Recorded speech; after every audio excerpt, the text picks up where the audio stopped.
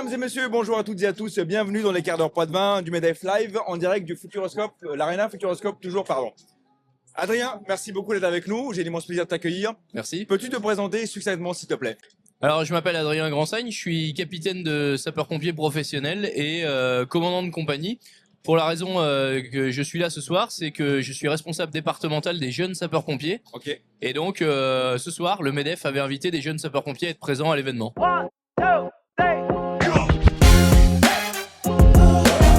Ok, très bien. Et peux-tu nous en dire un peu plus justement pourquoi le MEDEF a invité ces jeunes?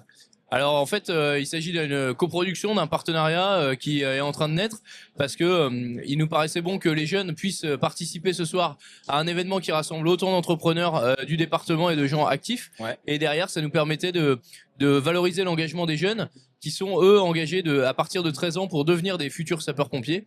Et ce soir, c'était l'occasion aussi de rencontrer des gens et de participer à cet événement. Ok. Alors, je vais revenir un petit peu en amont, une question qui paraît anodine, mais qu'est-ce qui t'a amené à faire ce métier? Alors en fait, moi, je fais partie de ces quelques personnes qui pensent que on est un petit peu programmé pour être pompier quand on est enfant. C'est souvent une envie de jeunes. D'abord, on veut être un petit peu éboueur, pompier, policier, des métiers qui sont très symboliques. Et puis moi, ça m'est resté. J'ai aucun pompier dans ma famille. Ah ouais. Je suis pas fils de pompier de génération en génération, mais pour autant, j'ai toujours eu envie de vouloir aider les autres, de donner de mon temps et de pouvoir servir pour notre population, parce que ça me paraît être l'engagement le plus noble qu'il soit. Et justement, tu parles de cet engagement, on sent que c'est aussi une passion. Clairement. Comment tu gères ça dans la vie de tous les jours, hein? Parce que évidemment, il faut être sur le qui-vive en permanence. Et forcément, tu as aussi une vie de famille. Donc, comment ça s'imbrique ta semaine Alors il y a différentes formes d'engagement, pardon. Il y a les pompiers professionnels pour lesquels c'est le métier, c'est mon cas. Et donc c'est un travail, hein, c'est une activité qui est faite avec un concours, une formation et qui nous permet d'aller au travail comme on pourrait être dans un autre métier.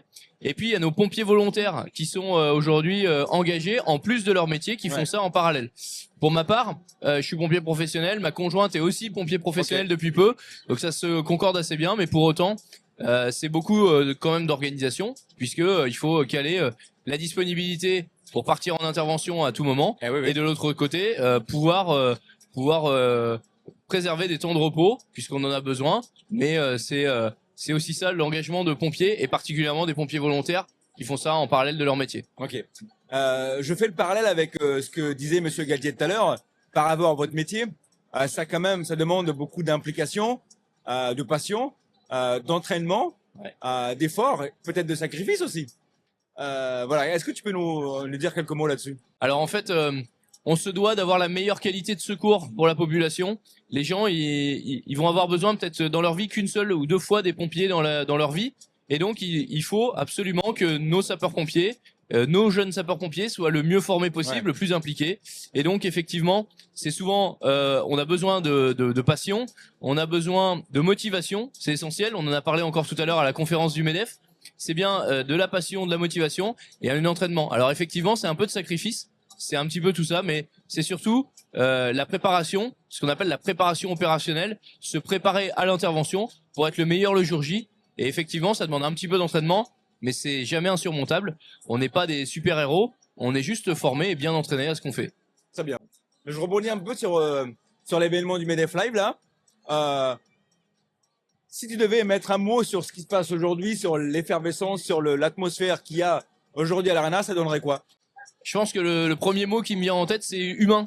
Finalement, l'événement, il nous permet à la fois de rencontrer des gens, hyper essentiel. Il nous permet aussi de pouvoir partager nos expériences les uns les autres, de rencontrer des gens dans l'assemblée qui ont des métiers complètement différents et variés.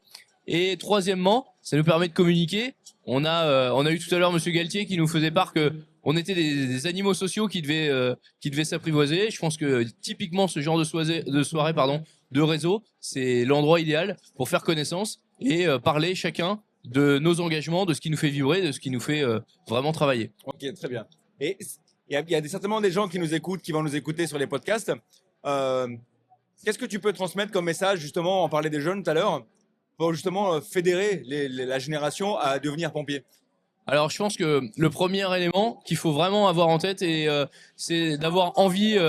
On a parlé tout à l'heure de rêver, c'est très bien. Hein, il faut rêver, il faut avoir envie, il faut aujourd'hui s'engager, ne pas hésiter à vouloir faire les choses. Et surtout quand il y a un doute et que j'hésite un petit peu à y aller, il faut y aller. Il faut vraiment pas hésiter. Il y a rien d'insurmontable dans la vie. On peut se préparer.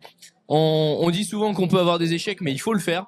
Et donc, je pense que ce qui doit vraiment nous guider, c'est à la fois nos envies et après la motivation va venir avec. Et franchement, je pense que ce genre d'événement doit permettre aux jeunes de donner confiance en eux et de s'engager pour une cause, pour nous qui nous paraît noble, mais on a besoin de tout le monde dans la société. Ok, écoute, très très bien. Message passé. Écoute, on arrive vers la fin du podcast. Est-ce que je peux finir par une photo? Pas de problème. Et une fois que la photo sera faite, tu peux nous donner le dernier mot de la fin. Ok, c'est jouable? pas de souci. Alors écoute, je te fais la photo. Regardez-moi s'il te plaît.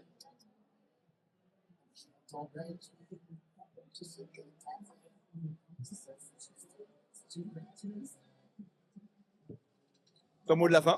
Le mot de la fin, c'est un peu le mot de la soirée, c'est place à l'humain. Essayons de nous côtoyer, de comprendre les autres, d'aider les autres. Et moi, mon boulot tous les matins, c'est à la fois de rendre service à la population si elle en a besoin, et aussi d'être motivé, parce qu'on sait que sans motivation, on ne fait rien. Amen. Merci beaucoup d'avoir participé au jeu. Merci. D'avoir joué les podcasts avec nous. Il n'y a pas de quoi. C'était un vrai plaisir. Bon. Et puis peut-être à tout à l'heure alors. À tout à l'heure, merci.